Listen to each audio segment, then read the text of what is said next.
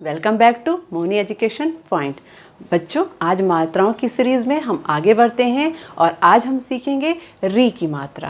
किसकी मात्रा सीखेंगे?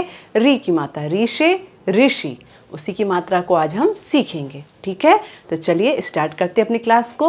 और आज हमारा है री की मात्रा। किसकी मात्रा? री की मात्रा।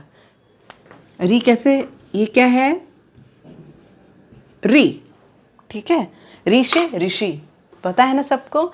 इसकी मात्रा कैसे लगती है? इस तरह से इसकी मात्रा का प्रयोग किया जाता है।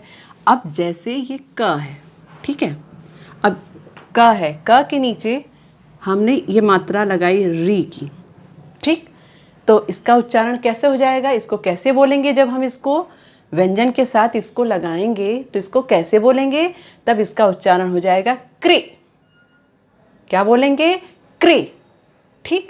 और दूसरा, इस मात्रा का प्रयोग अक्षर के पैरों में लगता है, यानी वर्ण के पैरों में इस मात्रा का प्रयोग किया जाता है। इस मात्रा का प्रयोग कहाँ किया जाता है? वर्ण के पैरों में। जैसे दूसरा शब्द है घ, ठीक है। घ के पैर में हमने री की मात्रा लगाई, तो अब इसका उच्चारण क्या हो जाएगा? घ्री। कैसे बोलेंगे? घ्री। उसके बाद ग, ग के पैरों में ये लगा देंगे हम, तो क्या बोलेंगे? ग्री। क्या बोलेंगे? ग्री। उसके बाद व के पैरों में लगाए तो क्या हो जाएगा इसका उच्चारण? कैसे बोलेंगे? व्री। क्या बोलेंगे? व्री। क्री, ग्री, क्री और व्री, राइट। इसका उच्चारण इस तरह से होता है। और ये कहाँ पे मात्रा लगाई जाती है? ये अक्षर के पैरों में लगाई जाती है। इस मात्रा का प्रयोग कहाँ किया जाता है? इस मात्रा का प्रयोग अक्षर के पैरों में किया जाता है। जैसे क में हमने ये मात्रा लगाई तो हमारा बन गया क्री। और बोलते समय हमारा उच्चारण जब कहाँ से होता है? देखिए, ध्यान दीजिए, कैसे पहचानेंगे? ये हमारे होंठ और तालू के बीच के भाग को छूती है। देखिए, क्री बोलने पे क्या है? हमारे होंठ और तालू के बीच के भाग को छूती है। इसका उच्चारण इस तरह से होता है। और एक चीज़ और इसमें ध्यान देने वाली बातें हैं, वो बात है कि र में इस मात्रा का प्रयोग नहीं किया जाता है। र में इस मात्रा का प्रयोग नहीं किया जाता है, यानी र के नीचे इस मात्रा को नहीं लगाया जाता है। बाकी सारे वर्ण में इस मात्रा का प्रयोग किया जाता है, लेकिन र को छोड़कर। जैसे हमने क में हमने लगा दिया री की मात्रा, तो हमारा शब्द बन गया क्री, ठीक। क्री बन गया। और हमें दूसरा वर्ड क्या बनाना होगा? प के आगे आ लगा दे तो क्या बन गया हमारा? कृपा। क्या बन गया? कृपा। अब व के नीचे हमने लगाया तो हमारा बन गया व्री, और छ जोड़ दिया तो हमारा क्या शब्द बन गया? वृक्ष। क्या बन गया? वृक्ष, ठीक। और ग के नीचे हमने री लगाया तो बन गया ग्रे, और ह जोड़ दिया तो बन गया ग्रे। इस मात्रा का प्रयोग अधिकतर संस्कृत में होता है। हिंदी में इस मात्रा का कम प्रयोग किया जाता है। अधिकतर ये सारे वर्ड हमें कहाँ देखने को मिलते हैं? संस्कृत में देखने को मिलते हैं। तो वृक्ष का मतलब क्या होता है? पता है आपको? वृक्ष का मतलब पेड़। और गृह का मतलब क्या होता है? घर, राइट। अब देखिए, म के नीचे हमने इस मात्रा को लगाया तो बन गया मृग, राइट। तो ये यूज़ करना आया आप लोगों को? पता चल गया किस तरह से लगाया जाता है? यानी वर्ण के पैरों में इसकी मात्रा लगाई जाती है। और इसका उच्चारण कहाँ से होता है? इसका जब हम बोलते हैं तो हमारे होंठ और तालू के बीच के भाग को ये छूती है। और दूसरा, र अक्षर में इसका प्रयोग नहीं किया जाता है। ओके, इस बात को जरूर ध्यान में रखिएगा।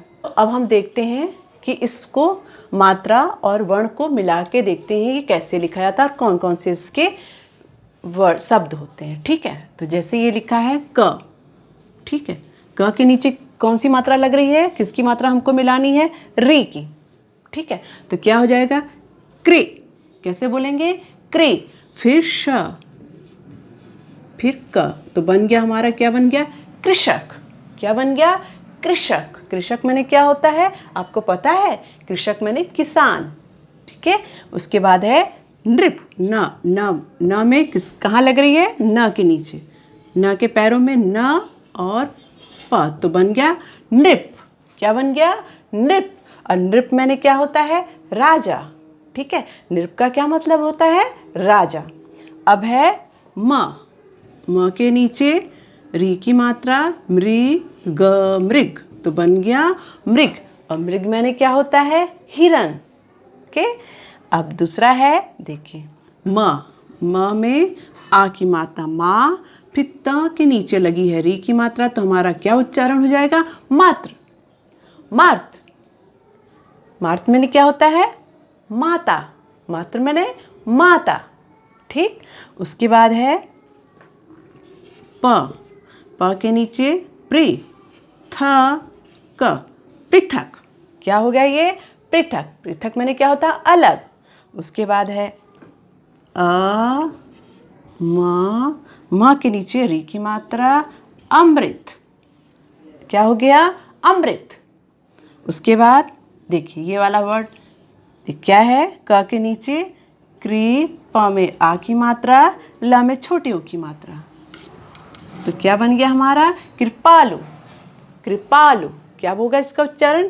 कृपालु। तो ये हमारे कौन से शब्द हैं? ये हमारे री की मात्रा वाले शब्द हैं। अधिकतर इन शब्दों का प्रयोग हम संस्कृत में करते हैं, जैसे कृषक, नृप, मृग, मार्त, पृथक, अमृत और कृपालु। ठीक है, तो ये हमारे री की मात्रा वाले शब्द हो गए। राइट, अब आप लोगों को पहचान में आ गया होगा कि री की मात्रा कहाँ लगती है? वर्ण के पैरों में लगाई जाती है।